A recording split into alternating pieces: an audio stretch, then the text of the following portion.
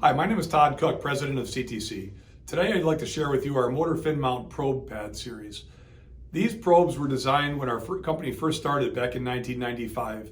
There was a real need for mounting hardware that didn't exist, and many of the customers at the time were asking us for a solution on how to measure vibration on motors where they couldn't get clear access to a bearing casing and they had cooling fins. And so I set forth to design these, and at the time I didn't have access to a lot of motors.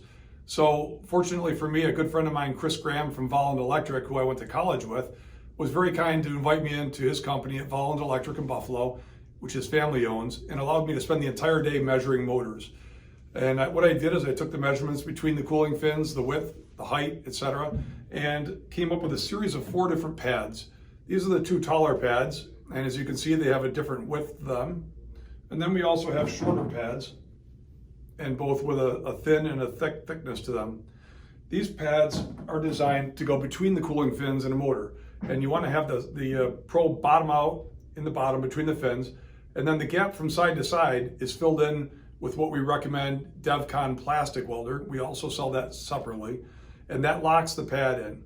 And the idea is to have the top of the pad standing up above the cooling fins, not resting on the fins where it comes short of the area between the pads, between the fins. To date, since 1995, these designs haven't changed. The measurements from the time of all the extensive motors were perfect, and this series is a very good series to have in your toolbox when doing permanent mount vibration measurements. Interestingly enough, these can also be used for magnetic mounts. When mounted between the cooling fins and motors, this is made of 17.4 stainless steel, and it will attract a magnet. So you can use these for magnet mounted measurements as well. Thank you.